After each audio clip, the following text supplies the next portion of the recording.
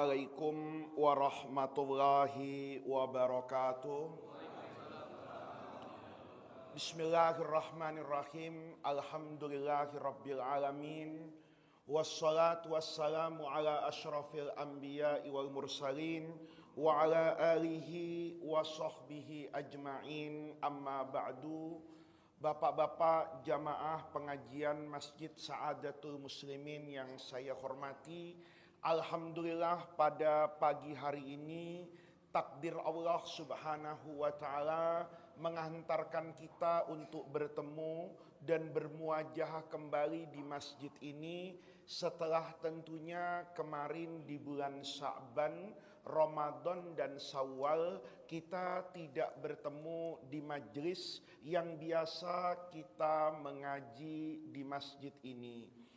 Pagi hari ini saya diminta oleh pengurus masjid untuk berbicara tentang ibadah kurban, ibadah yang merupakan warisan dari Nabi Ibrahim alaihissalam. Di bulan Dzulhijjah ini ada beberapa ibadah yang bersumber dari syariat sebelum Islam, kemudian dilestarikan dan disempurnakan di dalam agama Islam. Itu diantaranya ibadah haji dan ibadah kurban. Ibadah haji secara umum itu adalah meniru atau menghidupkan kembali sejarah yang dialami oleh Nabi Ibrahim alaihissalam beserta keluarganya. Di dalam itu termasuk ibadah yang namanya kurban. Kurban itu di dalam bahasa Arab itu sering dikatakan kalau pekerjaannya itu namanya at-tadhiyatu, sementara binatangnya itu lebih sering disebut dengan al-udhiyah. Ini bapak-bapak merupakan ibadah yang memiliki nilai luar biasa untuk menggambarkan ujian Allah kepada Nabi Ibrahim bahwa dalam membuktikan kesungguhan iman dan kecintaan kepada Allah, seorang hamba itu harus mampu memberikan apapun yang diminta oleh Allah, walaupun itu adalah anak kandung yang paling dia cintai. Jadi semua orang itu tidak dibiarkan untuk mengaku beriman kepada Allah sampai dia nanti akan menghadapi ujian di dalam hidupnya. Itu semua nabi dan semua manusia. Makanya di dalam Al-Quran Allah Subhanahu wa ta'ala berfirman, ahasiban nasu ayyutraku ayyakulu amanna wahum la yuftanun. Allah itu tidak akan membiarkan orang itu sekedar menyatakan amanna, kami beriman, wahum la yuftanun, sementara mereka itu tidak mendapatkan fitnah, ujian dalam keberagamaannya kepada Allah. Maka Bapak, ujian dalam hidup itu bukan untuk ditangisi. Ujian di dalam hidup ini itu bermakna karena untuk menunjukkan keimanan itu relasinya dengan pengorbanan. Oleh karena itu, semakin tinggi keimanan seseorang, semakin sempurna keislaman seseorang, maka ujiannya pun akan semakin besar. Itu hadisnya jelas, kata Rasulullah, asaddun nasi balaan. Orang yang paling dahsyat ujiannya dalam hidup itu al-anbiya, para nabi, tsummal amsalu fal amsal, dan kemudian nanti orang yang ngikuti jalan Nabi. Jadi orang yang ngikuti jalan Nabi itu jangan ngambil enaknya aja itu. Kan kita ini kadang-kadang niru Nabi jadi guru, niru Nabi jadi pendakwah, niru Nabi jadi kiai. Itu yang mau dicium tangannya aja itu. Ya, yang mau apa? Berkatnya yang gede aja itu. Maunya apa? Amplopnya aja itu. Enggak begitu. Kalau di dalam dakwah, kemudian tidak menemui rintangan seperti rintangan yang dihadapi Rasulullah, itu jangan-jangan dia tidak sedang berdakwah gitu. Jadi kalau bapak nih nanti jadi kiai, itu tidak mendapatkan ujian, ya bentuknya berbeda dengan Rasulullah, tapi substansinya selalu akan apa itu? Sama. Kalau saya misalnya dakwah, kok enak terus gitu loh. Naik pesawat terus, tangannya dicium terus, amplopnya tebel terus, berkatnya banyak terus, orang yang hadir itu ribuan terus. Itu jangan-jangan kita sejatinya tidak seperti sedang apa itu? Berdakwah. Karena kita tidak bertemu dengan apa yang ditemui oleh Rasulullah di jalan apa ini? Dakwah. Jadi hati-hati itu, ya. Kalau orang tiap pengajian amplopnya tebel terus, ya, itu jangan wa may yattaqillaha yaj'al lahu makhraja wa yarzuqhu min haitsu la yahtasib. Jangan ayat itu aja yang dibaca. Jangan-jangan ada yang salah dengan jalan hidup ini. Karena semua orang yang beriman itu pasti akan mendapatkan apa ini? Ujian. Masih toh tukang sisirnya Fir'aun itu dapat ujian luar biasa itu. Dia dengan anak-anaknya itu sama dengan ashabul ukhdud dulu itu, harus menghadapi apa ini? Ujian yang bermuara kepada kematiannya. Nabi Ibrahim, ya, sebelum itu Bapak bisa lihat itu. Semua nabi itu ada apanya itu? Ada ujiannya. Nabi Nuh itu diuji loh. Diuji apanya? Kesabarannya. Bayangin Nabi Nuh itu berdakwah hampir 1000 tahun. Muridnya itu cuma ada kira-kira mungkin ya 50 orang. Itu kalau pakai statistik 1000 bagi 50, itu tiap 20 tahun muridnya satu. Coba bayangin kalau saya bikin pesantren, ya 20 tahun santrinya 1, 40 tahun santrinya 2. Saya tutup pesantren itu, Pak. Kenapa? Ya Allah, 40 tahun ngaji di Saadatul Muslimin misalnya, yang hadir cuma Pak Hermawan sama Ustadz Fauzi, berhenti saya. Kenapa? Itu 40 tahun loh. Nabi Ibrahim itu, Nabi Nuh itu diuji sama Allah itu. Kesabarannya. Begitu diuji kesabarannya, pada puncak ujiannya bukan cuma itu, ya, ketika Allah mau ngasih pertolongan sama Nabi Ibrahim, Nabi Nuh, itu ujian lagi loh, Pak. Menjelang 1000 tahun, Nabi Nuh tuh ngomong, Rabbi inni maghlubun. Ya Allah, kayaknya ndak bisa terus jadi nabi begini, ndak bisa katanya. Kenapa? Maghlub. Saya apa ini? Kalah ya Allah. 1000 tahun yang ikut cuma segini. Bayangin, Pak Hermawan aja pemilihan RW yang milih kan lebih dari itu. Masa ada RW 20 tahun yang milih cuma 1 orang? Kan kalah, Pak. Ini kalau kita lihat nih, ini ujian kan. Maka Nabi Ibrahim, Nabi Nuh tuh bilang, ini makhluk saya kalah. Fantasir, tolong saya ya Allah. Allah nolong itu. Tapi dalam pertolongan yang hebat, itu masih diuji itu.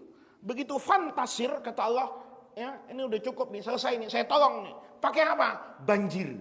Saya akan musnahkan semua yang tidak beriman, yang menentang Nuh ini. Tapi pada kata-kata itu, Nabi Nuhnya masih diuji. Kata Allah, Nuh, saya akan tolong kamu. Tapi ada syaratnya, bikin kapal di atas gunung Salak. Ya, ini ibaratnya, ya, jangan terus apa bener kapal itu ada di gunung terus Bapak besok mendaki nyari bekas kayunya mau dicari karomahnya, ya enggak lah. Tapi ini bikin kapalnya itu di tempat yang tidak lazim, di ketinggian, bukan di tepi apa ini pantai. Semua galangan kapal itu mesti di pinggir laut, Pak. Kenapa? Karena kapalnya tinggal didorong mudah. Nah, kalau di atas gunung gimana masukin ke laut? Itu ujiannya. Kata Nabi Ibrahim, loh, saya bikin kapal itu di tempat yang tidak lazim. Itu ujian yang kedua, Pak. Ujian yang ketiga, anaknya membuli. Bayangin nih, kalau yang bully orang lain, yang menghina orang lain itu masih enak. Ini anaknya sendiri. Kan antum bilang, ya Allah, babe gue stres amat ya. Jadi Nabi ndak laku, bisa-bisanya bikin kapal di apa ini? Di bukit gitu loh. Coba Pak, ini ujian loh. Anak itu Pak, uji anak Nabi ini, bukan anak kiai, bukan anak Habib. Jadi nggak usah sombong-sombong tuh. Orang yang ngaku punya nasab, nggak usah sombong-sombong. Anaknya Nabi Nuh ini. Nabi Nuh itu ulul azmi minar rusul. Itu pangkat pertama Nuh alaihi salam itu dikatakan ulul azmi minar rusul. Itu anaknya bader banget Pak. Begitu bapaknya udah dibunuh, babe gue stres ini. Ya diomongin tuh anaknya sendiri. Ya begitu kata Nabi Nuh, jangan nak, ini Allah pasti akan memberikan sesuatu di balik ini. Jangan lihat zohirnya, bapak bikin kapal di sini. Begitu kapal mulai jadi, gerimis. Itu cintanya Nabi Nuh sama anaknya. Karena Nabi Nuh udah tahu, ini mau ada banjir besar ini, nggak ada manfaatnya BKT itu, ya banjir kanal timur itu, ya itu nggak ada manfaatnya. Anak Nabi Nuh udah tahu ini semua yang menentang saya tenggelam. Maka bilang sama anaknya, ya bunayyar kam ma'ana, ayo nak naik sama saya nak. Kata anaknya, emang kenapa beh? Katanya, ini mau banjir besar, BMKG udah nggak laku di situ, ayo naik sekarang. Kata anaknya, ya Allah be, ribet amat hidup. Kalau banjir, ya sudah, kita bikin aja rumah di ketinggian. Sa'awi ila jabalin ya'simuni minal ma'. Sudah ke Cisarua, ke Taman Safari. Masa ada banjir di sana? Kalau di sana banjir, ya Allah, Halim tenggelam Pak. Ya kan? Tinggal di jalan tol itu turun air cepat-cepat ke sini, mati semua. Katakan, tinggal naik kok. Ila jabalin ya'simuni minal ma'. Nabi Nuh itu bocorin ke anaknya itu.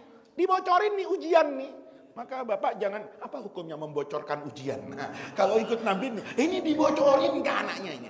Dibocorin nih Nabi Nuh nih. Kata Nabi Nuh nih, kan anaknya bilang sa'awi ila jabalin ya'simuni minal ma'.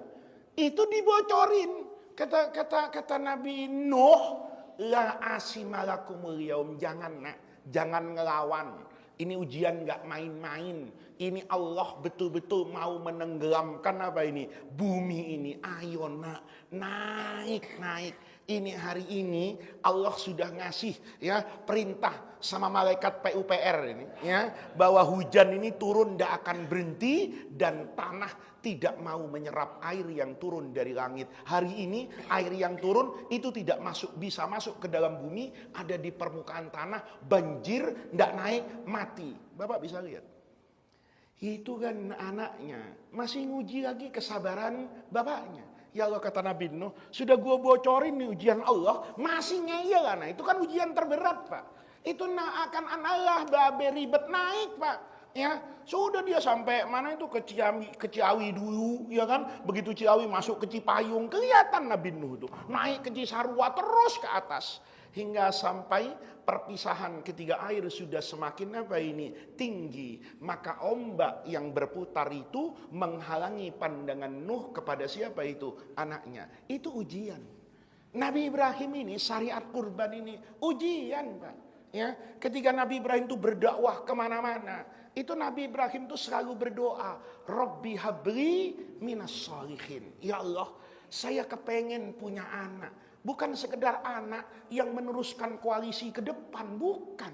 Ini anak yang akan meneruskan dakwah, gitu loh.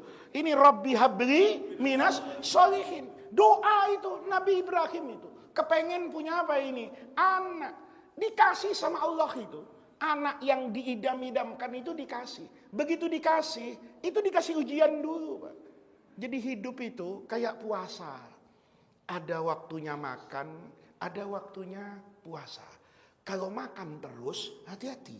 Ya, Bapak nih, kalau hidup Bapak nih, makan terus. Rezekinya ngalir terus. Hati-hati Pak. Ya. Sama hati-hatinya juga.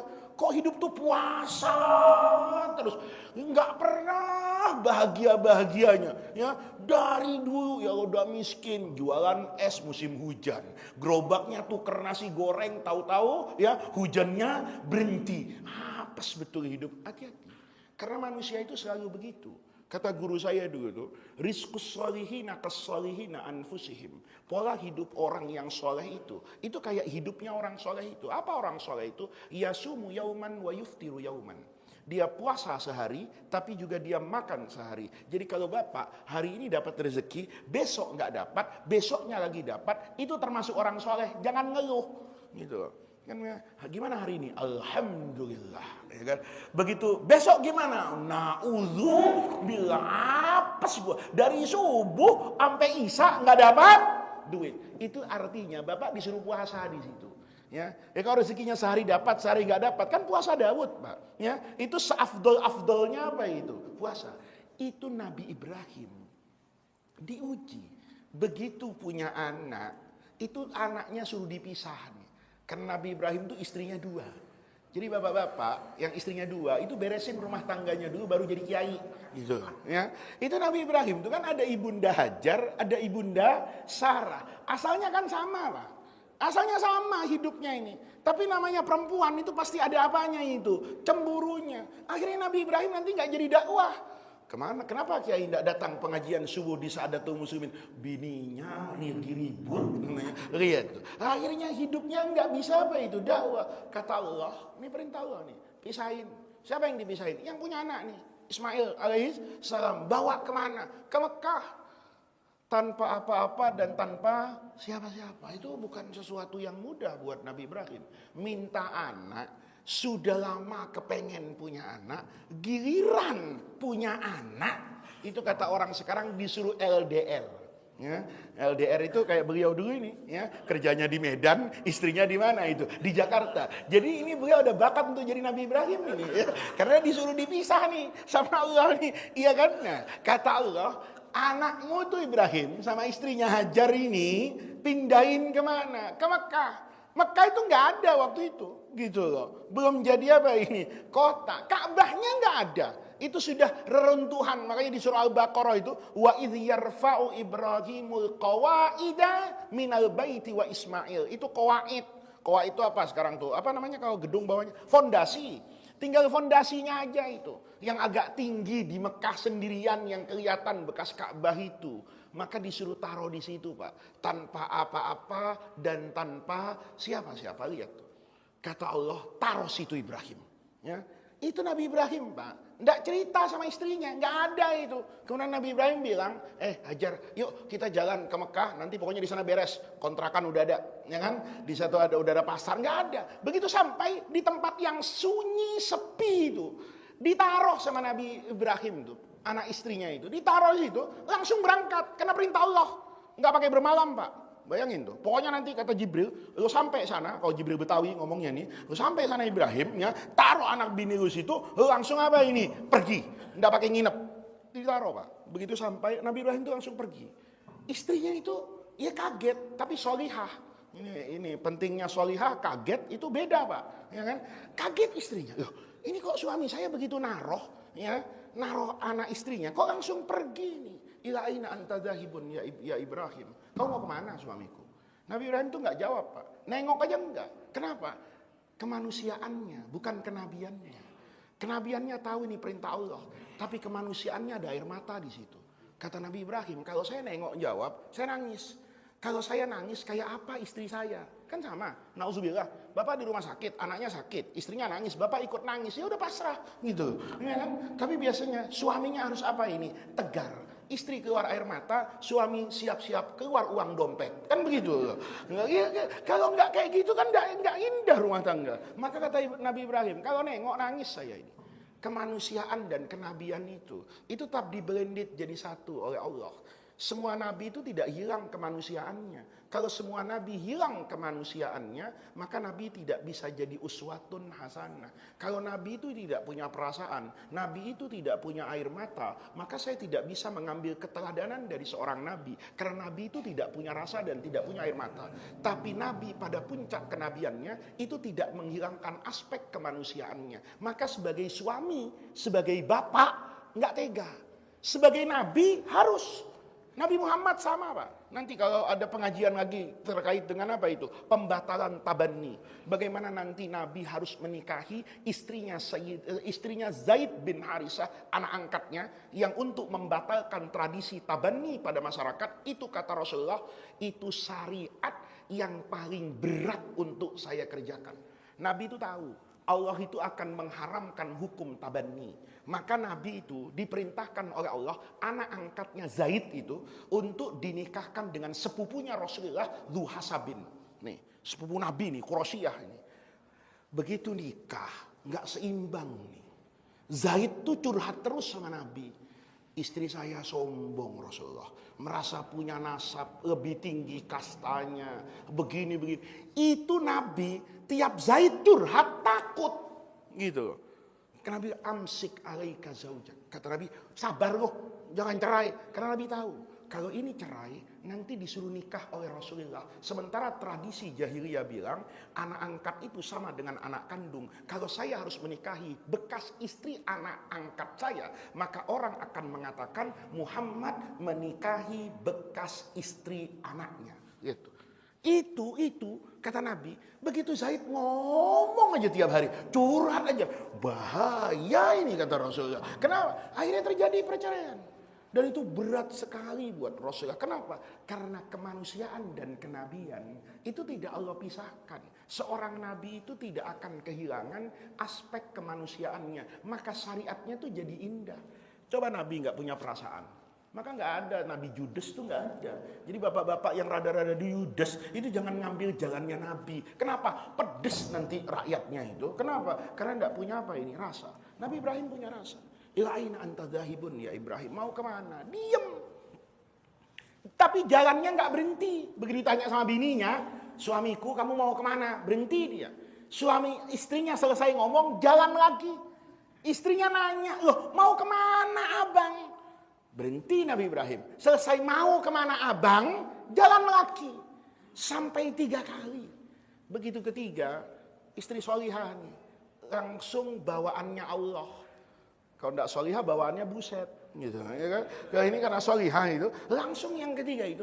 Allahu amaraka bihadza. Allah ya yang nyuruh. Lihat. Kalau bini kita 3 kali nggak nyaut sendal Pak dilempar budek, gue teriak-teriak katanya suami apaan lo lihat ini nabi siapa nabi Ibrahim itu dia Allahu amaraka bihadza Allah ya itu Nabi Ibrahim itu tidak menjawab dengan jelas, hanya menganggukkan kepala dari belakang. Kemudian Nabi Ibrahim dikasih sama Allah nih. Begitu kamu tahan dengan ujian itu, Nabi Ibrahim bilang, ya Allah, inni askantu min dzurriyyati biwadin ghairi dzi zar'in inda baitikal muharram. Lihat. Tuh orang Saudi itu harus berterima kasih sama Nabi Ibrahim. Gara-gara Nabi Ibrahim doa begitu, orang Saudi tidak pernah nanam nanas, makan nanas. Ya. Coba di Saudi itu, orang yang umroh itu di hotel-hotel makan nanas itu. Ya, padahal nggak ada nanas di Mekah. Kalau Bapak lihat ada nanas tumbuh di Mekah, cepat sholat Pak. Itu Dajjal mau turun 5 menit lagi. Nggak ada. Makan sawo kita di Mekah. Buah-buahan begitu banyak. Tapi kita nggak lihat perkebunan. Semangka itu di Saudi kayak dibuang-buang, nggak ada harganya itu. Kenapa? Melimpah. Padahal nih ya. Yang namanya kebun di Saudi itu sangat-sangat terbatas. Tapi orang makan semangka itu mungkin lebih banyak di Madinah daripada di Masjid Sa'adatul Muslimin. Padahal tanah di Jakarta Timur ini tanah yang subur. Itu berkat doanya Nabi. Bukan cuma itu. Waja'al af'idatam minan nas. Itu yang penting tuh. Ya Allah, saya taruh ya di sini nih anak saya nih. Saya nurut ya Allah. Air mata ini ya Allah, kasihan nih ya, sendiri tanpa apa-apa dan tanpa siapa-siapa. Saya doa ya Allah, tolong kasih infrastruktur. Nah, ada itu ayat infrastruktur ya. Infrastruktur apa ini? Kehidupan. Lah iya, karena tanpa infrastruktur kehidupan, bagaimana orang itu akan hidup dan membangun peradaban? Enggak benar.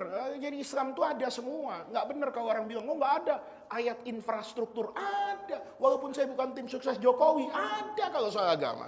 Kata ghairi dzi zar'in. Kalau tidak ada zuru wa thimar, lalu dari mana orang itu bisa hidup? Dari mana binatang itu dagingnya mengandung vitamin? Bukankah Allah membangun satu sistem bahwa kekuatan energi itu ada pada matahari? Matahari yang bersinar itu menjadi sumber kehidupan. Cahayanya masuk ke bumi, diseleksi oleh atmosfer, masuk ke hijau daun itu yang namanya klorofil. Klorofilnya anaknya itu dimakan sama kambing Idul Adha, kambingnya dipotong sama bapak, maka di dalam tubuh bapak itu ada energi matahari yang aman diambil oleh binatang yang memakan hijau daun yang mengandung klorofil. Dalam proses fotosintesis itu mengubah energi matahari menjadi energi yang dibutuhkan oleh hidup ini. Makan di situ. Bapak lihat tuh.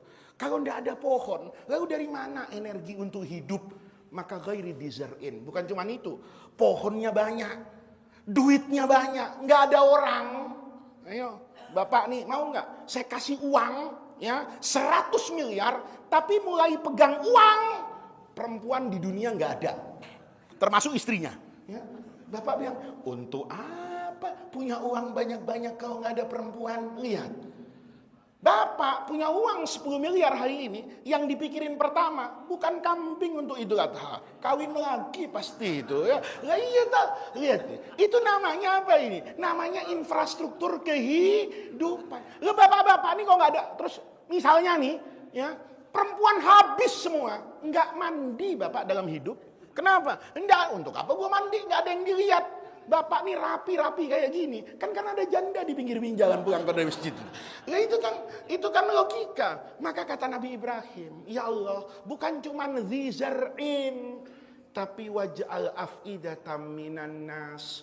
Hati manusia itu terkait dengan kota Mekah. Kota ini tidak punya keindahan apapun, tidak ada air yang melimpah, udaranya juga tidak menyenangkan, tapi semua orang yang beriman pasti memimpikan untuk datang ke kota Mekah. Jadi kota yang hebat. Ini saya kalau ngomong kemana-mana Pak, jadi lupa nanti ya kurbannya. Singkat cerita, itu anak ditaruh di mana itu? Di Mekah. Nabi Ibrahimnya berangkat Pak. Ujian nih kan, ujian satu turun, tapi Allah janji tenang. Warzuqhu minas samarat. Pokoknya lo berangkat aja kata Jibril. Nanti urusan bulog gue yang ngurus. Nah, kata siapa ini? Kata malaikat Jibril. Betul tuh Pak. Ya, Ibunda Hajar itu nyari air. Dia cari di atas bukit Sofa dan Marwah. Mudah-mudahan Bapak nanti bisa umroh semua. Bapak tahu jarak antara Sofa dengan Marwah. Sekarang Sofa Marwah itu di masjid. Dulu itu di luar masjid, pasar itu. Makanya sa'i itu tidak disyaratkan wudhu. Kenapa? Karena dia bukan dilakukan di dalam tempat yang suci. Dalam artian masjid, dia di luar masjid. Bukit Sofa wal Marwah itu. Dicari berkali-kali sama Ibunda Hajar. Kata Jibril, ini kalau kita bercanda Pak, itu kan kayak digodain sama malaikat tuh. Lo cari sono, gue gali di sini, kan gitu lihat. Dicari di sana, lari-lari di situ. Ya, dia cari apa? Air. Nggak pernah tahu Ibunda Hajar itu. Kalau air itu ada di bawah kaki anaknya. Anaknya itu cuma gerak-gerak kakinya dikit aja, itu air muncrat Pak. Kayak sumur bor satelit itu. Ya karena Jibril nggak gali di bawah itu, kata Jibril malaikat, lu gali ini air. Itu seandainya Ibunda Hajar tidak bilang zam berkumpul, itu banjir Nabi Nuh terulang lagi. Itu sumber air yang tidak pernah apa itu kering. Lihat, diuji di sini, dikasih di sini. Begitu dikasih di sini, kata Allah, tenang Ibrahim. Pokoknya infrastruktur kehidupan beres. Kalau beres, ya disuruh pergi Nabi Ibrahim. Begitu pergi, kangen sama anaknya. Iya kan? Kangen, ini aja pulang dulu kan dari Medan ke Jakarta. Itu kan kangen Pak sama keluarga. Ya, semua manusia pasti begitu Pak. Ya, biar punya selingkuhan tetap ada kangennya sama istri pertama. Ya, karena sertifikat ada di situ kan. Nah, pulang kangen itu. Begitu kangen, Nabi Ibrahim itu dikasih sama Allah. Kangen Ibrahim. Oke kata Allah, pergi. Kemana ini? Ke Mekah. Boleh, mudik Nabi Ibrahim Pak. Begitu sampai dia dapatkan anaknya, falamma balagha ma'ahu sa'ya. Anaknya itu udah cakep banget, gagah, tampan, nurut, soleh, pada izzi nafsi, anak-anak yang paling diimpikan oleh seorang apa ini? Bapak. Nabi Ibrahim seneng banget makan sayur asem bareng-bareng, ya kan, makan pecah gurame di Mekah, wah ramai makan buah-buahannya. Nabi Ibrahim seneng betul. Sudah seneng kan? Habis seneng pasti ada apa ini? Ujian. Mimpi apa itu? Nyembelih anaknya. Kata Nabi Ibrahim, ya bunayya inni arafil manami annya 2 kali Pak. Ya, padahal dalam bahasa Arab sekali cukup. Ya, tapi Nabi Ibrahim ingin mengatakan kepada anaknya, Ini persoalan serius, nak. Bapak betul-betul bukan mimpi mendapatkan perintah dari Allah, anni adzbahuka fandur madza tara. Anaknya itu, ya abatif al ma tu'mar satajiduni insyaallah. Bapak bayangin itu. Itu dengan keyakinan anaknya, if'al ma tu'mar. Maka kemudian Nabi Ibrahim berangkat tuh. Bawa apa ini? Anaknya, Pak. Mau disembelih, Bapak bisa bayangin tuh. Gimana perasaan ibunya. Kan Nabi Ibrahim ngasih tahu nih, anak lo mandiin, kajian pakai baju yang bagus, mau kemana? Mau saya potong di Mina. Kalau hajar orang halim, dihajar betul suaminya. Lo nggak ada otaknya apa? Bercanda jangan begitu kan, begitu kan? Tapi ibunya ikhlas, bapaknya ikhlas, anaknya ikhlas. Tuh, jadi bangun ikhlas tuh 3. Bapaknya ikhlas, ibunya materai, nggak jadi sedekah suaminya. Iya kan? Suaminya, pokoknya gua nanti ini belum ada korban di masjid. Saya mau sedekah sapi. Ngomongnya kapan? Pengajian sekarang. Pulang ke rumahnya. Ada uang di lemari 50 juta. Dipegang sama suaminya. Bininya masuk. Kata bininya, mau kemana bang? Ambil uang. Beli sapi. Bininya nggak usah ngomong, Pak, melotot, nggak jadi itu tangannya, nggak usah, apa kok sampai ngomong, melotot, itu nggak jadi, gitu. Coba lihat, Pak, ujian kan, itu 3 sepasang, ini soleh semua. Maka kata Allah, buktikan Ibrahim, kalau keluargamu itu keluarga yang betul-betul tunduk kepada saya. Maka Nabi Ibrahim bawa ke manhar itu. Godaannya kan Bapak tahu itu ya, digoda setan macam-macam. Disembelih, Allah turunkan apa itu? Kambing. Semenjak itu jadi syariat yang namanya korban. Sampai sini harus lebih singkat lagi, Pak. Ini kalau kemana-mana ngajinya sampai duhur, ya kan? Saya singkat sekarang, Pak. Maka hukum kurban itu adalah bagian dari syariat. Disunnahkan pada tahun kedua Hijriyah di Madinah sama dengan syariatnya zakat. Kenapa di Mekah nggak bisa korban? Karena di Mekah sudah korban nyawa, gitu. Kalau di Mekah gimana mau korban? Motong sapi, ketahuan. Oh, orang Islam ini bukan sapinya yang dipotong, orangnya sekalian sama Abu Jahal tuh. Maka disyariatkan tahun kedua Hijriyah di Madinah sama dengan syariat puasa, sama dengan syariat zakat. Nih hukumnya, Pak. Apa syariat asal muanya? Kemudian yang kedua hukumnya. Hukumnya terkait ibadah itu ulama sepakat sebagai sunnatun muakkadatun. Nih jumhur ulama, Imam Abu Hanifah lain sendiri. Udah nggak usah cerita Imam Abu Hanifah, diceritain kebanyakan imam malah nanti nawar-nawar kan begitu. Udah Imam Syatun, Imam Syafi'i aja. Ya, itu kata Imam Syafi'i, hukumnya terkait ibadah ini itu sunnatun muakkadah. Tetapi turunannya kepada individu masing-masing itu berbeda. Kalau Bapak masih hidup sendiri atau sudah hidup sendiri, ya sendirian nih, maka hukumnya menjadi sunnah ainiyah. Pribadi Bapak yang dihukumi sunnah. Tetapi kalau satu keluarga, maka hukumnya menjadi sunnah kifayah. Nih, kalau bapaknya sudah, maka orang satu rumah itu sudah dikatakan mengerjakan sunnah. Tapi Pak, kalau sekeluarga mau korban semua boleh nggak? Wow, bukan boleh, sangat boleh. Ya, daripada nanti duitnya dipakai judi online, ya kan? Daripada nanti dikasih yang enggak. Oh, saya Pak, alhamdulillah rezeki banyak, boleh nggak? Saya serumah istri 1, anak 3, ada pembantu 1, ada supir 1, saya korban buat mereka semua, boleh. Tapi sebagai hukum dasarnya, prinsipnya, kalau salah satu di keluarga itu sudah, maka beban sunnah kolektifnya selesai. Tapi kalau Bapak hidup sendirian tidak punya keluarga, maka beban sunnah itu jatuh kepada Bapak secara individu. Ini satu nih hukumnya. Yang kedua, kapan saya dikenakan hukum sunnah muakkadah? Itu sederhana kalau dalam mazhab Imam Syafi'i. Orang yang punya kelebihan uang untuk membeli hewan kurban yang minimalis. Sekarang kambing berapa harganya yang pantas? Ya kalau 2 juta kan ngeri motongnya, Pak. Ya kan? Kayak apa kurusnya itu kambing kan? Sekarang mungkin berapa? 3,5 4 juta sampai 4 juta. Kalau Bapak di hari raya Idul Adha tuh, ya, di hari raya Idul Adha, itu punya uang sampai hari tasyrik di rumahnya, ya.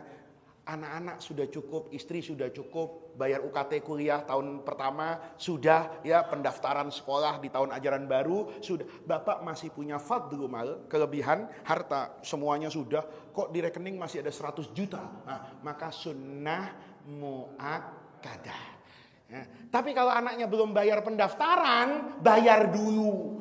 Kenapa? Ngasih nafkah anak pendidikan hukumnya wajib. Gitu loh. Ini jangan salah nih. Nanti, nah udah ya nggak usah kuliah tahun ini. Kenapa? Babe mau korban. Itu separuh soleh, separuh bego, Pak. Ya kan? Solehnya soleh itu. Kenapa? Ingin mengajarkan agama. Tapi dia lupa. Nafkah kepada keluarga itu wajib. Sementara korban itu dihukumi sedekah. Padahal saya ngasih makan istri saya, kata Rasulullah, apa yang kamu letakkan pada mulut istrimu, itu pahalanya kelihatannya nafkah, tapi sama dengan sedekah. Ya, jadi bapak-bapak nih, ya, ini nggak ada uji akuntabilitas, nggak boleh Pak RW meriksa rekening orang. Lu berapa rekeningnya? Wah, wajib nggak boleh.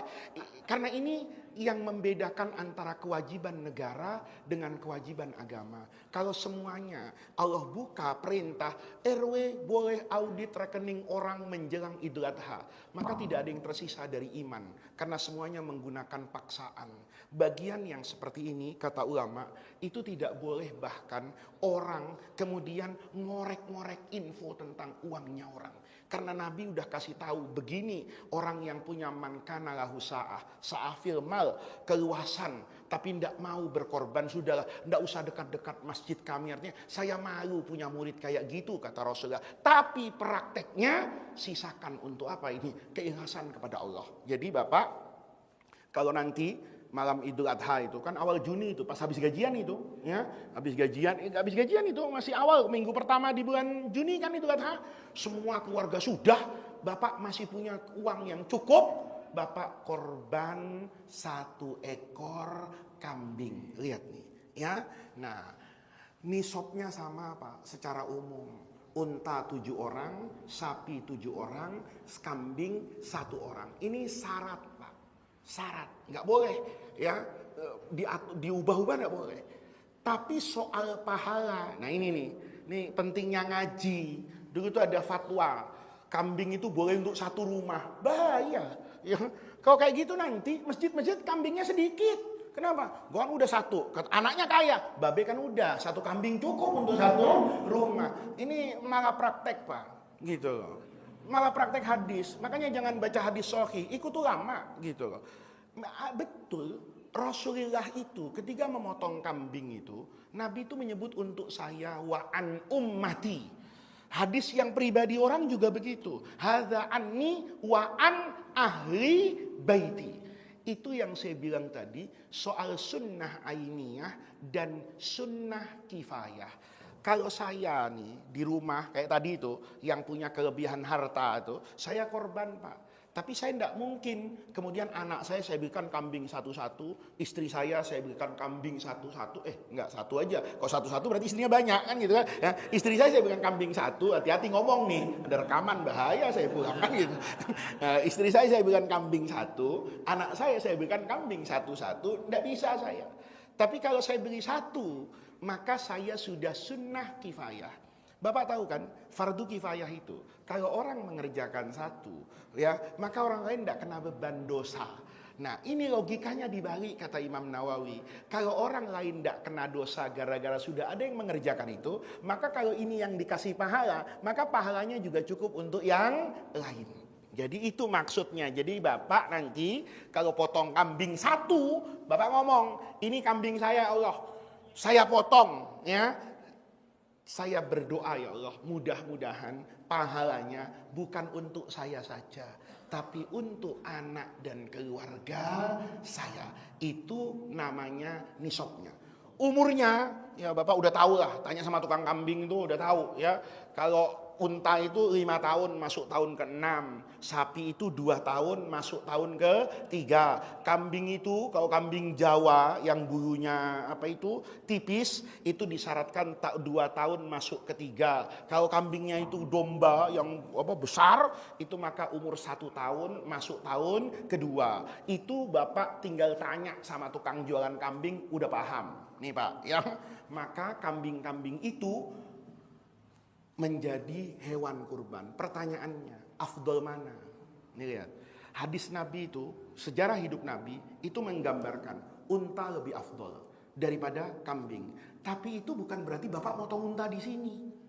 Ya, kenapa? Karena boleh jadi orang sini itu tidak suka dengan daging unta. Bapak lihat agama. Maka agama tuh perlu ngaji sama guru, jangan cuma baca hadis. Unta dengan sapi itu dalam banyak hal sama Pak. Kalau untuk kurban 7 orang, ya orang kemudian haji tamattu itu motong 1 unta untuk ber7 itu sama Pak. Tapi Bapak lihat waktu zakat beda Pak. Nisab zakat tuh kalau sapi itu 20 ekor Pak. Bapak kalau punya 20 ekor sapi itu wajib mengeluarkan 1 ekor sapi sebagai zakat. Tapi kalau unta nggak nunggu 20 Pak. Punya 5 ekor unta, Bapak harus mengeluarkan zakat 1 ekor kambing tapi 5 aja Pak. Padahal unta dengan sapi itu sama. Bedanya di mana? Nih, bedanya itu kalau kita sekarang kayak Avanza sama Xenia. Ini bukan saya endorse, ya kan? Avanza sama Xenia itu sama, Pak. Sama, asal tipenya sama, isinya sama, Pak. Tapi harganya beda. Bedanya di mana? Ini Toyota, Pak. Ini Daihatsu. Nih, berarti apa yang membedakan? Bukan nilai membangun mobilnya, tapi gengsinya, gitu loh. Sama kan tanah di Halim ini, ya, tanah di Saadatul Muslimin ini dengan tanah di Pik itu sama Pak. Kalau nggak percaya jilat aja. Tanah Saadatul Muslimin ini, tanah di Halim ini, sama tanah di Menteng, nggak usah di Menteng sama Menteng dalam itu harganya beda Pak. Orang kalau KTP-nya di Menteng itu songong, ditanya orang dikeluarin KTP-nya. KTP-nya mana Pak Faiz? Menteng, saya kasih. Tapi kalau Menteng dalam beban kadang-kadang disimpan. Di mana rumah lo? Menteng. Menteng mana? Udah Menteng gitu. Nah, begitu temennya datang, kok bukan di sini? Iya, gua Menteng dalam. Nah, gitu. Paham Pak? Padahal tanahnya sama. Bedanya apa? Gengsinya. Gitu. Kalau saya tinggal di Menteng, ini elit, mahal harganya. Lihat tuh. Kenapa dulu afdolnya unta? Karena di mata orang Arab unta itu lebih bergengsi daripada sapi. Semakin gengsinya tinggi, itu semakin afdol. Karena Bapak memberi yang terbaik kepada Allah. Tapi ngajinya jangan separoh nih.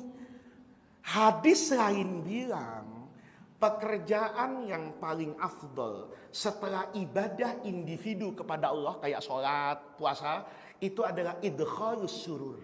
Memasukkan kebahagiaan kepada orang lain. Jadi kalau Bapak nyenengin orang, itu pahalanya besar di sisi Allah. Oleh karena itu nanti korban, lihat kondisi lingkungan. Lingkungannya darah tinggi semua. Jangan korban kambing. Kata orang, ya Allah, gua nggak ambil. Kenapa? Darah tinggi. Kalau Bapak tahu nih ya, yang kanan kirinya itu udah darah tinggi semua, udah Senin Kemis napasnya gitu lah. Saya beli apa ini? Sapi. Yang tua-tua kasih daging khasnya tanpa lemak. Kenapa? Mereka kolesterolnya tinggi. Yang lemak-lemak itu kasih sama yang muda-muda. Lo masih muda, dapat lemak semua, sehat. Nah, lihat Pak. Tuh, fikih itu Pak. Jadi dilihat gitu loh. Jangan Bapak itu, mohon maaf nih, ya, saya nggak beda-bedain. Ada orang kadang-kadang itu beli binatang yang orang situ kurang suka. Misalnya kebo sama sapi. Itu sama Pak. Satu sapi 7 orang, satu sapi sendirian afdol, satu kebo sama dengan sapi. Tapi daging kebo itu nggak fleksibel. Dia enak dijadikan semur, tapi dijadikan yang lain ndak enak. Orang makanya lebih suka daging sapi, maka harganya lebih mahal. Jadi kalau bapak kurban di satu kampung yang biasa makan nasi uduk tiap pagi, potong kebo nggak apa-apa. Kenapa? Jadi semur. Paham pak? Paham? Tapi di kampung itu ndak ada yang suka semur gitu loh ya. Maka bapak potong sapi. Di kampung itu sapinya udah banyak. Oh, kan kepengen pak bikin nasi mandi kambing. Nah, maka yang belum beli sapi disuruh beli kambing. Nanti fikihnya itu jadi fleksibel. Jangan terus unta afdol, masya Allah. Saking ngejar afdolnya, dia datengin unta dari Mekah, gitu. Maka biaya mendatangkannya, atau dibalik, gua korbannya di Mekah. Kenapa? Di sini nggak ada unta sih, nggak afdol. Itu bukan soleh itu, otaknya dicuci sama rinso itu, gitu. Kalau cuman, iya kan ada orang begitu, gak banyak pak. Orang yang suka korban di Mekah itu. Kalau saya ditanya berfatwa ndak afdol. Kenapa? Orang Mekah nggak butuh daging. Daging dam saja dikirim-kirim ke luar negeri. Ngapain kurban di sana? Oh itu afdol pak, tanah suci. Oh iya, di sana tanah suci, di sini fakir miskin. Gitu. Kan begitu. Jadi dulu orang tuh banyak pak. Apalagi orang Betawi, orang Jakarta itu. Sering banget kurban di Mekah. Saya bilang masya Allah, di samping kanan kirinya masih banyak fuqara wal masakin. Itu salahnya kalau ngaji separoh. Cuman ngaji afdolnya Mekah, afdolnya unta, tapi ndak ngelihat hadis tuh banyak, ayat tuh ndak satu, fikih itu ndak mati, dia harus apa itu? Hidup. Jadi bapak nanti semakin bermanfaat kepada jamaah itu semakin afdol. Jadi panitia korban tuh perlu survei. Ya, jamaah suka daging sapi apa daging kambing? Tiba-tiba mayoritas kambing, kami sehat semuanya. Ya, kalau mau bikin sate semuanya, beli kambing. Jadi tidak terikat dengan, karena ini Nabi nggak pernah bilang, Pak. Ya, kenapa fuqaha bilang yang paling afdol itu adalah kambing, Pak, setelah unta? Karena Rasulullah dulu itu motongnya pakai apa ini? Kambing. Ya enggak apa-apa. Ya kan itu kan teknis saja, Pak. Nabi berbuka pakai kurma, ya karena di Madinah. Mungkin di sini pakai durian montong kalau ada, ya kan? Cuman di sana enggak ada durian montong yang manis-manis. Itu kan bukan agama, Pak. Itu adalah struktur sosial masyarakat yang dipergunakan untuk menafsirkan agama. Kayak hudzu zinatakum inda kulli masjidin. Baju apa? Ya ukurannya kok orang masing-masing. Mungkin jas dasi di Eropa, mungkin sarungan di Indonesia, mungkin jubahan di Arab. Enggak boleh bapak ketika datang ke Sa'adatul Muslimin pakai jubah itu lebih afdol daripada yang sarung. Enggak ada dalilnya itu. Kenapa? Dalilnya itu budaya peradaban manusia. Nah ini satu. Kemudian setelah itu motong. Motong itu sederhana pak. Kata Imam Syafi'i memang harus kerongkongan sama jalur apa ini? Makan dan jalur napas. Baru ada urat darah al-wajdain itu ya. Ada al-mari dan hulkum. Satunya napas, satunya makanan. Ada dua darah ini yang membuat distribusi darah sampai kemana ini? Ke otak. Imam Syafi'i mensyaratkan yang paling utama itu yang kerongkongan sama napas tenggorokan. Itu harus putus. Adapun urat ini hukumnya sunnah. Tapi jumhur ulama bilang enggak. Pokoknya yang mau dipotong ini 4. Ya, ada 2 urat kanan kiri, ada kerongkongan dan tenggorokan. Asal kepotong 2 sah. Jadi kalau urat ini kepotong, kemudian tenggorokan kepotong, hukumnya sudah apa ini? Sah menurut mayoritas ulama. Hati-hatinya ikut mazhab Imam Syafi'i, maka tenggorokan dan kerongkongan yang harus apa ini? Putus. Ya bapak-bapak ya. Ya. Setelah itu bapak nih ada orang kadang-kadang ini saya jelasin sedikit. Kadang-kadang itu harus 1 tarikan gitu. Kalau 2 tarikan ini sama dengan kawinannya Luna Maya. Ya, ini banyak orang kadang ribet dalam fikih. Wah itu nggak nyambung katanya. Ya mesti angkah tuka wazawwaju langsung kobil tuh nikah. Jadi calon pengantin tuh harus ambil napas pak sebelum akan nikah. Pegang tangannya, begitu angkah tuh kok kobil tuh langsungnya nggak gitu. Kalau dia kaget belum siap, ya terus Qabil itu, ini nggak apa-apa, Pak. Kecuali kalau angkah tuh kawa, zawaj itu kan dia pamit dari majelis akad makan bakso. Nggak sah nikahnya. Kalau perlu Bapak ambil istrinya, kan? Itu suamiku kabur, gimana kalau gue penggantinya? Nggak apa-apa. Loh, ini jangan kayak gitu, Pak. Jadi kalau dua ini kata jumhur sudah kena, maka tindakan apapun setelah itu sah-sah saja. Lihat nih. Kenapa saya ngomong begini? Karena sapi di Australia, saya dulu lihat Pak, mungkin 15 tahun yang lalu di New Zealand, di Australia. Kenapa sapi nyempuk Pak? Ya, sapi di Australia itu Pak, itu daging nyempuk. Maka Bapak kalau makan steak kan ditanya, sapi lokal apa sapi impor? Ya, saya pernah beli dua-duanya Pak, ternyata beda rasanya. Yang impor ini empuk Pak. Kayaknya ini digebukin semalaman daging ini, kok enak betul makannya kata saya. Yang ini kenapa? Itu teknik aja Pak. Teknik pemotongan. Orang yang memotong di RPH, slaughterhouse yang modern itu ada namanya torasistik Pak. Ya, sudah pemotongannya enak, ya sapinya tuh nggak stres Pak. Kalau kita kan sapi itu mau dipotong, masya Allah, dia udah kayak mau di PKI mau dieksekusi dulu itu. Ya, semua orang. Ya kalau di Australia itu bahkan sapi itu nggak tahu kalau dia mau dipotong Pak. Dikasih musik gitu, mau masuk tuh, sapinya tuh baris di atas ban berjalan yang kayak koper di bandara itu. Sapinya mau masuk itu dikasih musik Pak, goyang-goyang kepalanya dangdutan ini. Nggak tahu kalau dia mau mati, gitu seret, dipres gini sama besi itu dibalik langsung potong. Ada yang pakai apa itu? Setruman dulu itu, di setrum kepalanya, tapi nggak kena batang otaknya, masih hidup, kejang begitu, dia sembelih itu. Makanya 800 ekor yang motong sendirian. Kita satu sapi, satu RT turun tangan gitu. Diikat sana, ditarik sana. Sapinya itu stres. Makanya gua ini jahat banget orang udah. Allahumma daging gua nggak enak kata sapi. Kenapa? Lo cara motongnya nggak bener. Ya, kalau mereka itu senang. Nah, yang paling penting itu bersihin darah. Maka fikih itu kalau ditafsirkan dengan tafsir modern, orang tuh akan mengatakan izzul Islam, Pak. Islam itu mensyaratkan binatang ternak al-an'am itu pada prinsip dasarnya harus disembelih Pak.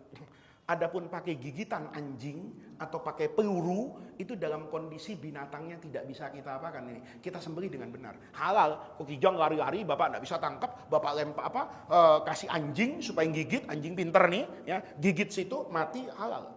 Asal baca bismillah, ini anjingnya anjing sekolahan, nggak korupsi anjingnya ya. Begitu kambingnya digigit mati, dia bos beres, kita datang utuh Pak.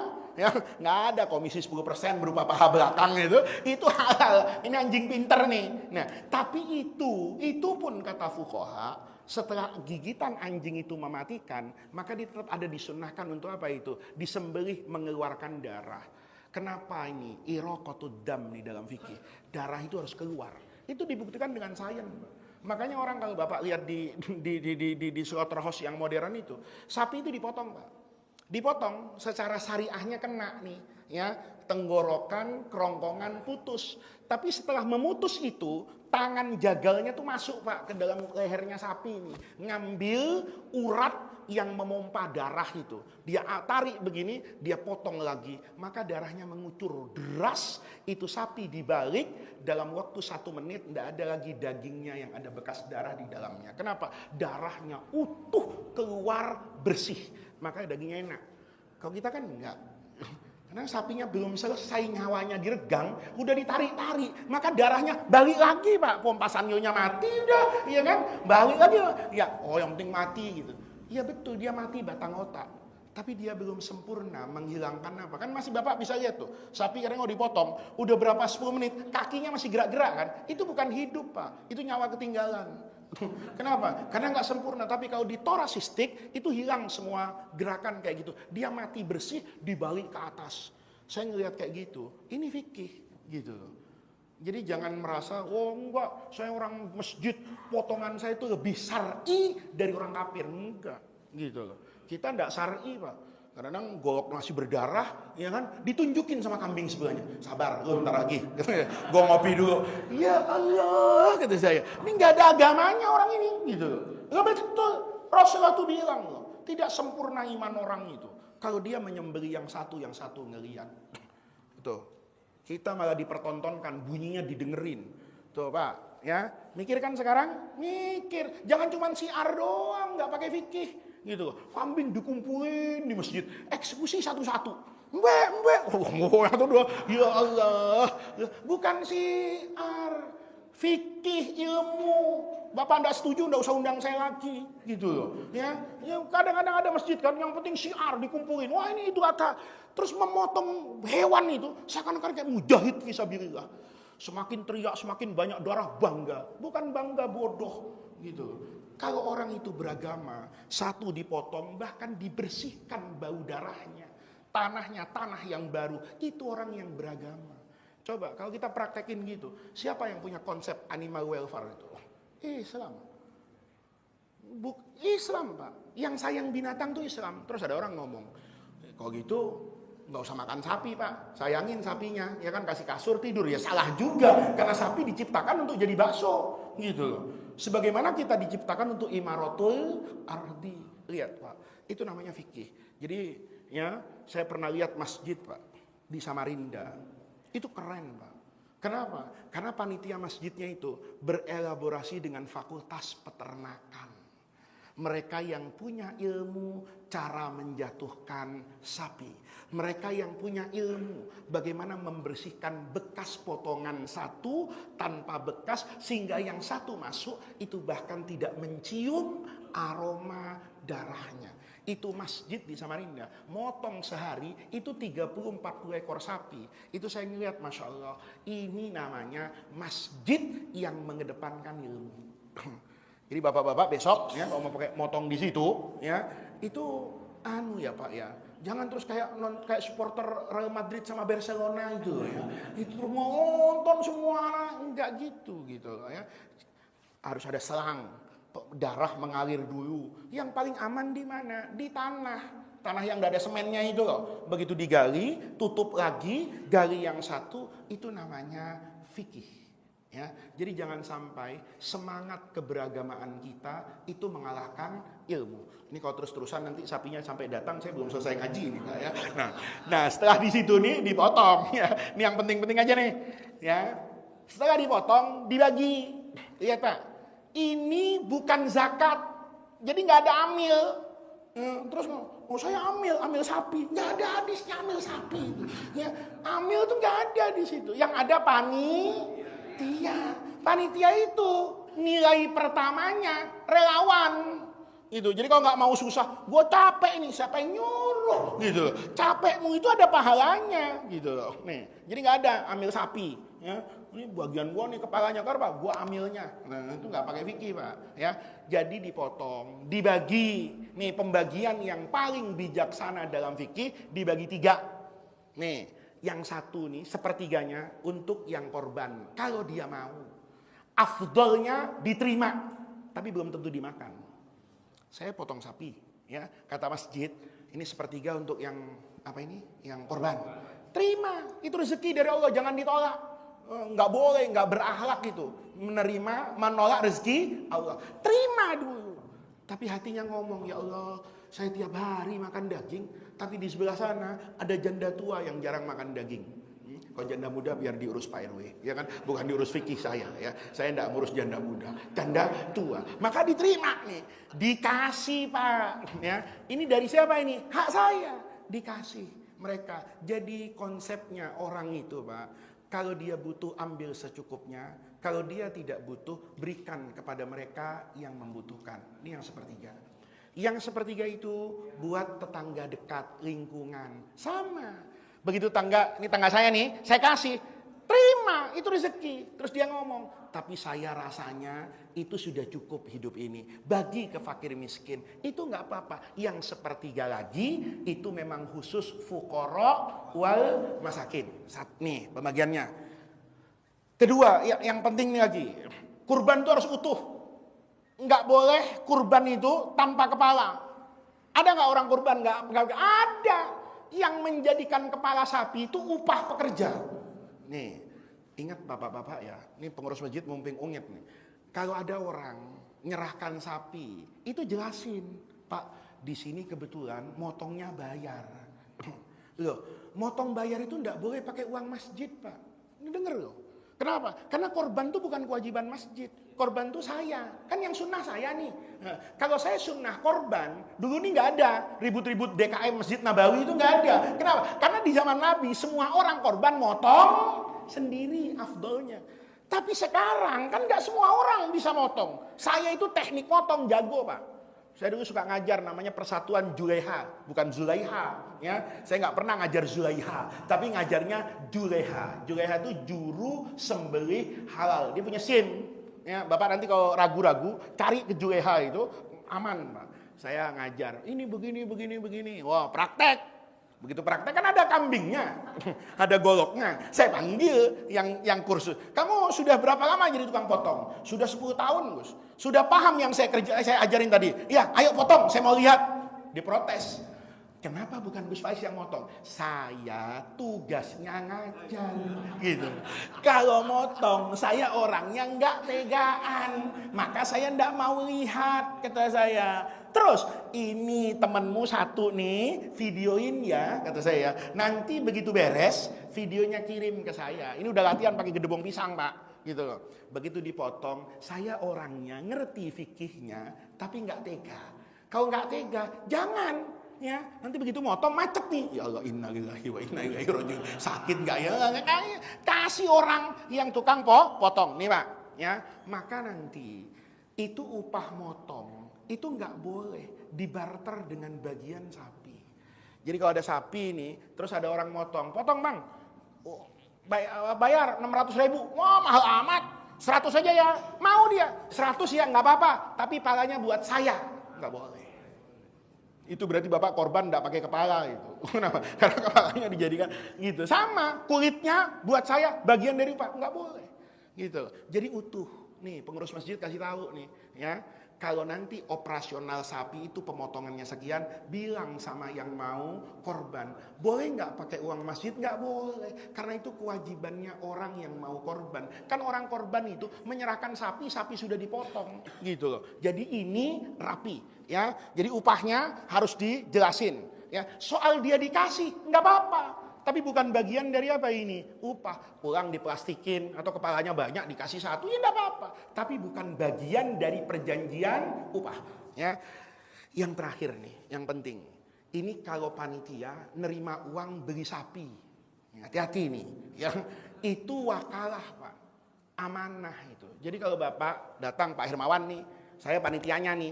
Ya. Pak Hermawan bilang, Ustaz, saya mau korban sapi. Saya tanya, berapa kilo, Pak? Kiranya. Saya kan tanya sama pedagang sapi. Ini nggak boleh panitia jadi pedagang sapi, Pak. Karena sapinya nggak dimiliki panitia, gitu. Kecuali panitianya pakai modal. Nih, saya punya duit nih, saya datengin sapi ke sini. Tiap ada orang mau beli, saya bilang, itu sapinya, pilih sendiri. Yang ini 30 juta, yang ini 35. Boleh. Walaupun sapi itu saya beli harganya 20 juta, saya untung 15 juta, boleh. Karena saya pedagang. Kalau panitia nggak boleh. Karena syaratnya jual beli, mabiknya itu, barang yang dijual, itu harus ada pada kepemilikan penjual. Bapak boleh nggak jual kontrakan orang? Hah? Dicelurit, ya kan? Bapak boleh jual kebun orang? Nggak boleh, gitu. Kalau Bapak jual sapi, sapinya bukan milik Bapak, kan sapi orang yang Bapak jual itu. Mana sapinya, Pak? Itu itu sapinya orang, gitu loh. Bukan sapinya saya. Maka akadnya secara fikih apa itu? Wakil. Pak Hermawan itu mewakilkan saya untuk membeli sapi senilai 35 juta. Fikihnya bilang, kalau ternyata sapinya harganya 37 juta, saya minta tambahan. Pak Hermawan nggak dapat. Kenapa? Semuanya bilang 37, jadi saya minta tambahan 2 juta. Oke, jadi. Nggak oke, balikin duitnya. Udah kambing aja. Ya kan, kenapa? Nggak cukup duitnya, kan begitu. Nah, sama. Kalau nggak sampai segitu, lapor. Gitu. Sapi sekian. Panitia pinter, belinya di hari tasrek terakhir, gitu loh. Ya, pokoknya lu korban kan, iya, dipotong kapan? Pasrah saya sama panitia, gitu. Nah, panitianya otak ekonominya jalan banget, Pak.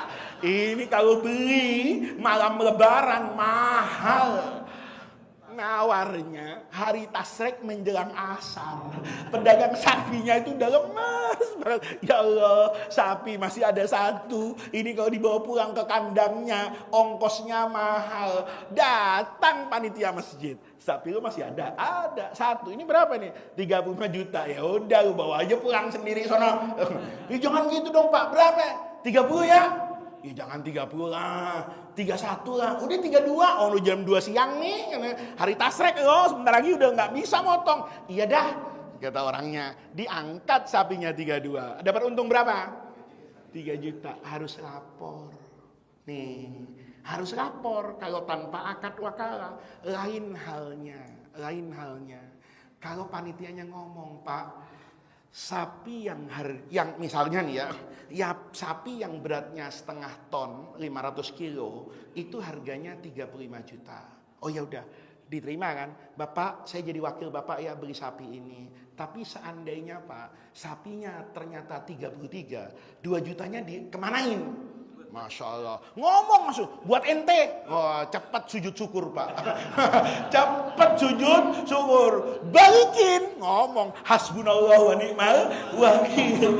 Terus dapat lagi jemaah, sapinya Pak 34 juta 995 ribu. Ini sisanya 50 ribu. Harus dibalikin apa enggak? Balikin, ngomong innalillahi wa inna ilaihi rajiun. Itu namanya fikih. Paham ya Pak ya? Jadi jangan sampai hari raya Idul Adha itu kita bertakarrub kepada Allah, tapi pada saat yang sama kita memakan duitnya orang lain. Nih, yang terakhir ada satu lagi nih, karena banyak guru nih. Biasanya di sekolah itu iuran ya untuk apa itu namanya? Korban. Ya, satu orang ada 10.000, 15.000. Bisa nggak beli sapi? Bisa, satu SMA gitu. Nah, kadang-kadang gurunya yang nakal. Ini tahu gurunya nakal nih. Gurunya kan ngerti fikih. Korban itu kan atas nama orang 7, nggak bisa atas nama ramai-ramai. Lalu pas motong, muridnya kan nggak tahu nih. Karena muridnya nggak tahu oleh sekolahnya itu, maka di atas namakan gurunya. Begitu mau motong nih, ini sapi siapa? Faiz, Hermawan, Fauzi, misalnya, itu gosok Pak, haram, gitu. Itu harta orang, gitu. Jadi jangan merasa gua gurunya, nanti murid tinggal gua kasih tahu, lo nggak redo kualat, nggak berkah, oh nggak bisa begitu Pak, akhirat nggak ada barokah, nggak ada kualat, gitu. Begitu tahu di akhirat, gua kayaknya pernah nyumbang deh di SD 200.000 buat beli sapi. Kata muridnya nih, kok nggak ada catatan amalnya ya? Iya, sapinya diambil atas nama Faiz. Wah itu gosok ya Allah, itu duit saya. Nggak boleh. Kalau mau begitu ngomong, gitu. Ngomongnya gimana? Anak-anakku di sekolah ini kita mau melatih diri untuk korban, kumpulin duit. Korban dijelasin fikihnya. Korban itu sapi untuk 7 orang, kambing untuk 1 orang. Nih sekarang kita kan latihan 50.000, kumpul nih jadi 40 juta. Tapi kan nggak bisa disembelih sebagai korban. Bisanya disembelih sebagai sedekah daging. Boleh sedekah daging. Tapi kita enaknya korban. Iya Bu, enaknya iya Pak. Kalau gitu, redo nggak kalian? Kalau nanti pas korban, ini diatasnamakan, kalian hadiahkan itu. Nih, jadi pahala korbannya itu untuk gurunya yang 7. Tapi nanti pahala yang 7 ini berdampak kepada kalian semua. Dapat pahala, karena mereka bisa dapat pahala korban karena kalian iuran. Nanti di akhirat pahalanya beda-beda. Gitu loh ya. Yang nyumbang 1 juta di dalam surganya paling enak, itu 1 juta. Ya kan? Nah, yang 5.000 di pintunya aja gitu. Selesai kan kalau kayak gitu Pak. Aman damai. Ini namanya fikih. Fikih itu perbuatan hukum. Kalau perbuatan hukum punya konsekuensi hukum. Rasanya cukup dulu ya ketua masjid ya. Ini kok diterus-terusin ini ya. Nanti saya takut sapinya datang betulan siang ya. Ini yang bisa saya sampaikan. Rasanya sudah umum ya. Apa ada yang mau nanya? Ya, rasanya udah cukup ya. Nanti kalau ada yang mau nanya mungkin di WhatsApp aja ke Pak Hermawan atau ke Ustadz Fauzi. Kalau Pak Hermawan bisa jawab langsung jawab, Ustadz Fauzi jawab, ragu-ragu baru tanya sama saya ya. Tapi di luar itu pesan yang ingin saya sampaikan, beragamalah dengan ilmu. Nah, ilmu sekarang tuh gampang banget. Bapak kalau mau tahu korban, tinggal tanya Al Mukarram Google. Ya, Google sekarang sudah punya asisten, Pak. Ya, Google itu kiai karena bisa dijamin kebenarannya. Karena dia ngasih link kan. Bapak tanya, hukum korban. Kasih, kalau Bapak NO, tambahin aja hukum korban NO. Maka keluar semua website yang terafiliasi dengan NO. Bapak Muhammadiyah, korban Muhammadiyah. Bukan Muhammadiyah korban Muhammadiyah. Maka semua website yang terafiliasi sama Muhammadiyah itu akan ditampilkan sama Google. Bapak klik di situ, lengkap. Nah, sekarang Google punya asisten, Pak, Ustadz. Namanya Ustadz ChatGPT. Nah, ya, itu ditanya apa aja, langsung jawab sendiri dia. Nggak ada NO, nggak ada Muhammadiyah, mujtahid dia. Yang tapi kadang-kadang salah, gitu. Tapi kadang-kadang salah. Jadi itu kepentingannya, ya bapak-bapak mau Idul Adha, bapak harus mempelajari fikih korban, fikih terkait ini, dan itu menjadi bagian amal soleh yang luar biasa. Sebagaimana Ramadan itu fadilahnya pada al-ashrul awakhir, maka bulan Dzulhijjah itu pada al-ashrul awail, 10 yang di depan. Mudah-mudahan Allah jadikan jam'ana hadza jam'an marhuma wa tafarruqana min ba'dihi tafarruqan ma'suma. Mudah-mudahan hadirnya kita di majlis yang baik ini Allah catat sebagai tawassul dan wasilah kita untuk mendapatkan khairat dunia wal akhirah. Mudah-mudahan sebagaimana